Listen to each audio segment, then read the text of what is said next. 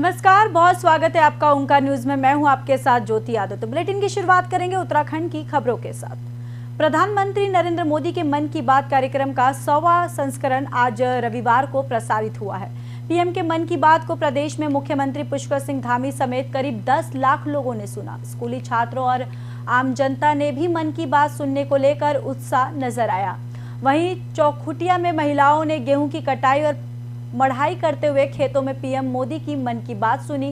वहीं यमुनोत्री धाम से लगे मां यमुना के मायके खरगाशिल गांव में स्थित मां यमुना मंदिर परिसर में मन की बात कार्यक्रम आयोजित किया गया, जिसमें स्थानीय लोगों के साथ साथ चारधाम यात्रा पर यमुनोत्री धाम आए श्रद्धालुओं ने भी मन की बात सुनी।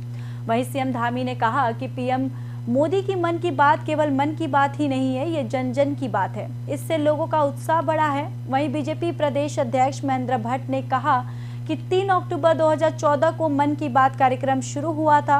आज इस ऐतिहासिक कार्यक्रम को समाज के प्रत्येक वर्ग, प्रतिष्ठित व्यक्तियों और शीर्ष धर्माचार्य और चर्चित हस्तियों के साथ ऐतिहासिक और व्यापक बनाया गया है। वहीं बताते चले कि सीएम धामी ने नैनीताल मंडल में पीएम की मन की बात को सुना।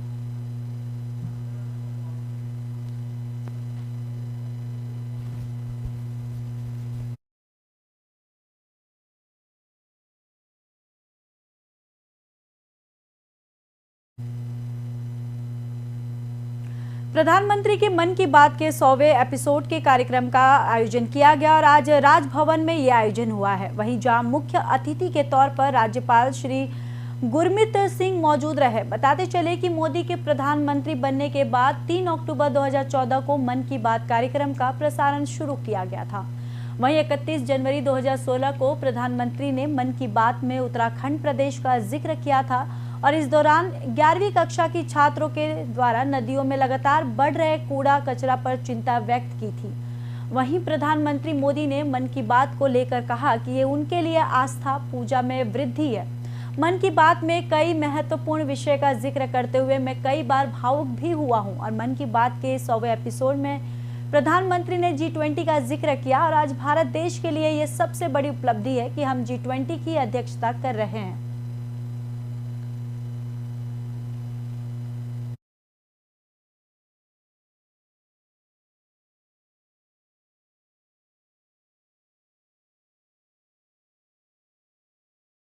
तो बताते चले कि राजभवन में मन की बात का 100वां एपिसोड प्रसारित किया गया। साथ ही साथ आपको बताते चले कि एपिसोड के कार्यक्रम का आयोजन राजभवन में किया गया। मुख्य अतिथि के तौर पर राज्यपाल गुरमीत सिंह मौजूद रहे। वहीं बताते चले कि मोदी के प्रधानमंत्री बनने के बाद 3 अक्टूबर 2014 को मन की बात कार्यक्रम का प्रसारण शुरू किया गया था। 31 जनवरी 2016 को प्रधानमंत्री ने मन की बात में उत्तराखंड प्रदेश का जिक्र किया था और इस दौरान 11वीं कक्षा की छात्रों के द्वारा नदियों में लगातार बढ़ रहे कूड़ा कचरा पर चिंता व्यक्त की थी। वहीं प्रधानमंत्री मोदी ने मन की बात को लेकर कहा कि ये उनके लिए आस्था पूजा में वृद्धि है। मन की बात में कई महत्वपूर्ण विषय का भी जिक्र करते हुए कई बार उन्होंने कहा कि मैं भावुक भी हो जाता हूं और मन की बात के 100वें एपिसोड में प्रधानमंत्री ने G20 का भी जिक्र किया है।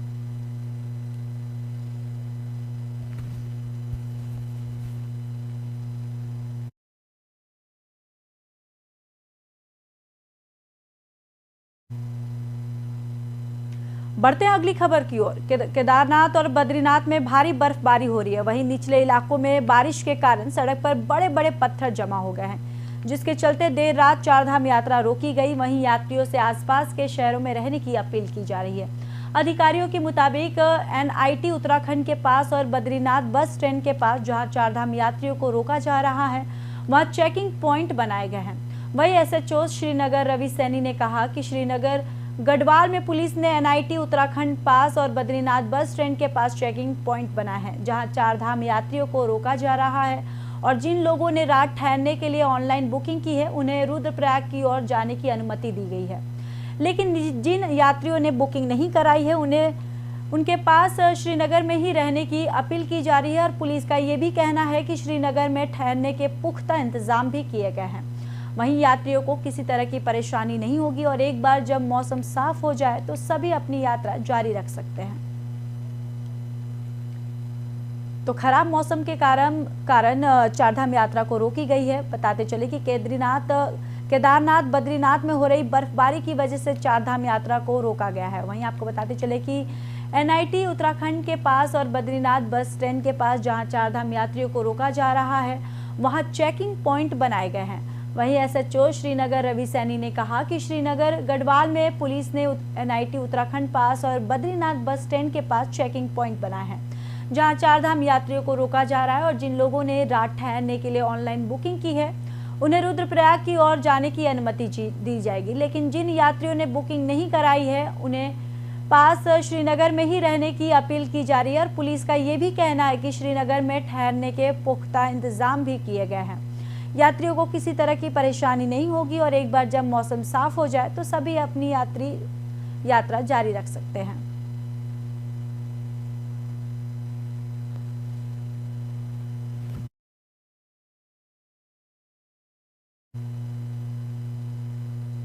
राज्यसभा सांसद अनिल बलूनी ने अपनी सांसद निधि से पौड़ी को एक अनूठी सौगात दी है। सांसद अनिल बलूनी की पहल पर पौड़ी में देश के पहले संयुक्त माउंटेन म्यूजियम और प्लानिटोरियम का निर्माण किया जाएगा। इसके लिए 4 करोड़ रुपए की प्रारंभिक राशि अनिल बलूनी ने अपनी सांसद निधि से जारी की है।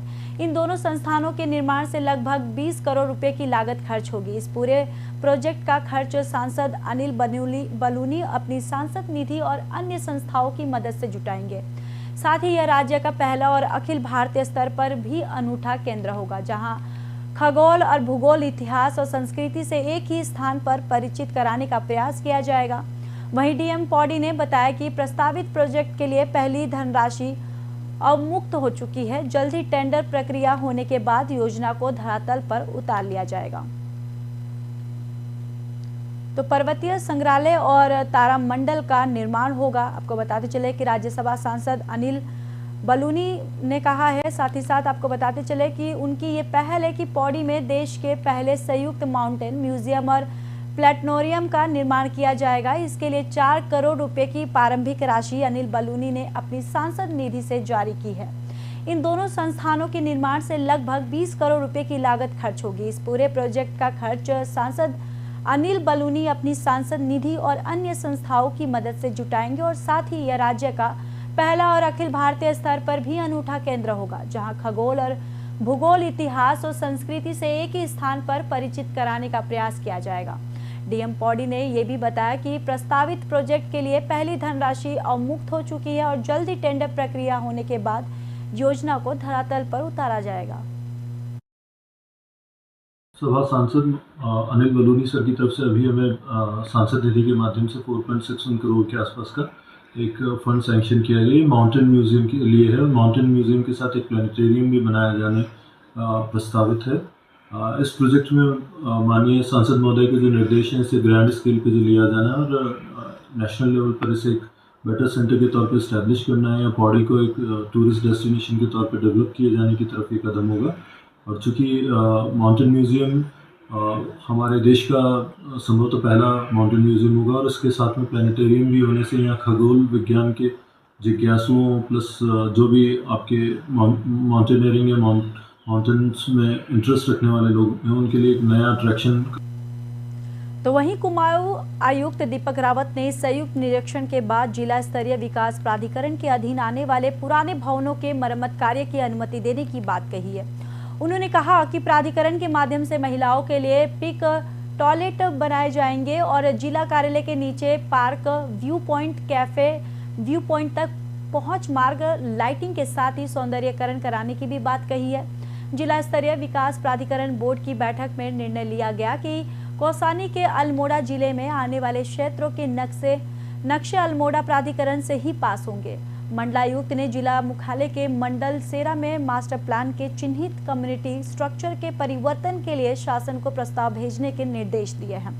उन्होंने कहा कि गरुड़ के सुनियोजित विकास के लिए शासन का प्रस्ताव भेजा जाएगा। बोर्ड बैठक में खेल गतिविधियों को बढ़ावा देने के लिए बॉक्सिंग रिंग बनाने के निर्देश दिए हैं। वहीं आयुक्त ने छोटी छोटी पार्किंग विकसित करने के लिए स्थान चिन्हित करने के निर्देश दिए हैं। कहा बागेश्वर में वर्ष भर पर्यटक आते हैं, इसको ध्यान में रखते हुए महिलाओं के लिए पिंक टॉयलेट बनाए जाएंगे और जिसमें केवल महिला कार्मिकों की ही तैनाती होगी।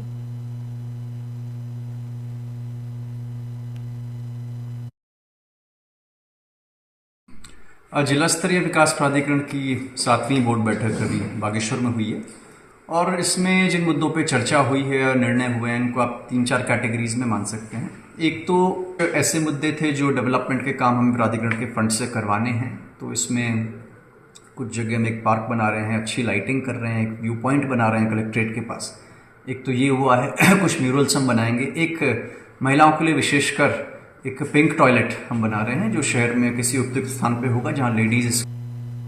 मसूरी में चल रहे मॉल रोड के सौंदर्यीकरण को लेकर जिलाधिकारी सोनिका सिंह ने निरीक्षण किया है। इस दौरान उन्होंने कई कमियां पाई, जिसके चलते जिलाधिकारी ने लोक निर्माण विभाग के अधिकारियों को जमकर फटकार लगाई और कमियों को दुरुस्त करने का निर्देश भी दिया है। तो आपको बताते चले कि मसूरी में चल रहे मॉल रोड के सौंदर्यीकरण को लेकर जिलाधिकारी सोनिका सिंह ने निरीक्षण किया है और इस दौरान उन्होंने कई कमियां भी पाई हैं, जिसको लेकर उन्होंने जिलाधिकारी ने लोक निर्माण विभाग के अधिकारियों को जमकर फटकार लगाई और साथ ही साथ कमियों को दुरुस्त करने के निर्देश भी दिए हैं।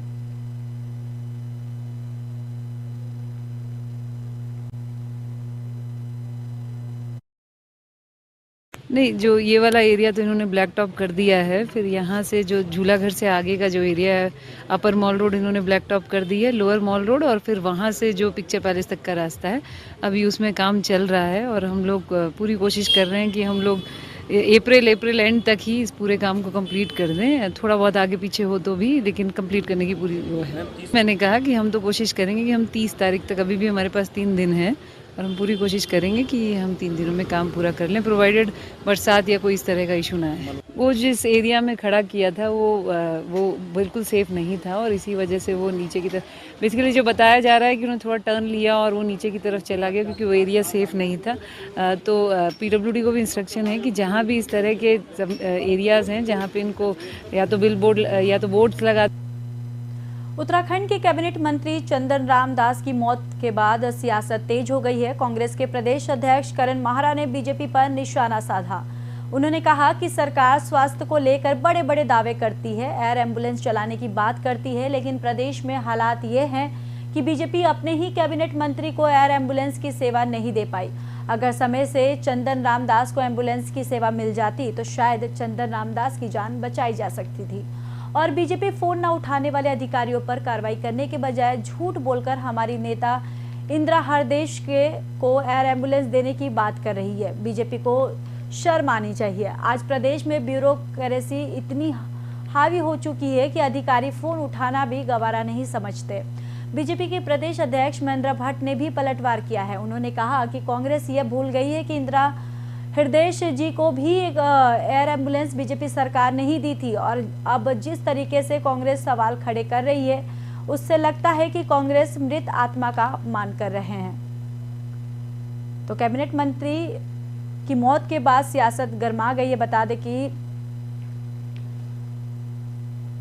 कि बीजेपी आपको बताते चले कि एयर एम्बुलेंस चलाने की बात करती है, लेकिन प्रदेश में हालात ये हैं कि बीजेपी अपने ही कैबिनेट मंत्री को एयर एम्बुलेंस की सेवा नहीं दे पाई और समय से चंदन रामदास को एम्बुलेंस की सेवा मिल जाती तो शायद चंदन रामदास की जान बचाई जा सकती थी। और बीजेपी फोन न उठाने वाले अधिकारियों पर कार्रवाई करने के बजाय झूठ बोलकर हमारी नेता इंदिरा हरदेश को एयर एम्बुलेंस देने की बात कर रही है।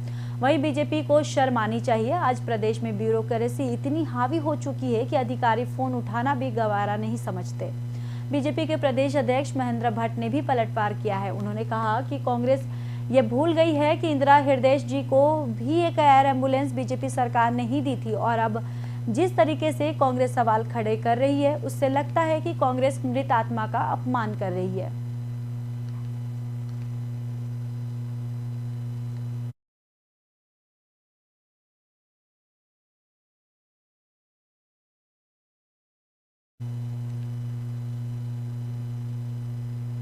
तो वहीं इन दिनों पौड़ी जनपद के अलग अलग इलाकों में गुलदार का खौफ व्याप्त है। आपको बताते चले कि ताजा मामला भरसार वानिकी विश्वविद्यालय से सामने आया है, जहां बीते रात एक गुलदार विवि के परिसर में दिखाई दिया, जिसका वीडियो कार से जा रहे टीचरों ने बना लिया। वहीं गुलदार की धमक से लोग खौफ जदा हैं, जबकि पूर्व में भी गुलदार कई क्षेत्रों में दिखाई दिया है। वहीं विश्वविद्यालय परिसर में गुलदार दिखाई देने पर टीचरों ने छात्रों को सतर्क रहने को कहा। इससे पूर्व भी श्रीनगर में कई इलाकों में गुलदार दिखाई पड़ने की सूचना विभाग को मिली थी। वही गुलदार साफ देखा जा सकता है कि आराम से चहलकदमी करने के बाद झाड़ियों में चला जाता है और जिससे साफ है कि गुलदार की धमक क्षेत्र में बनी हुई है। वहीं भरसार वानिकी विश्वविद्यालय के परिसर में गुलदार दिखाई देने के बाद लोगों को सतर्क किया जा रहा है। साथ ही गुलदार की धमक को देखते हुए लोगों को अकेले बाहर न निकलने की हिदायत भी दी जा रही है।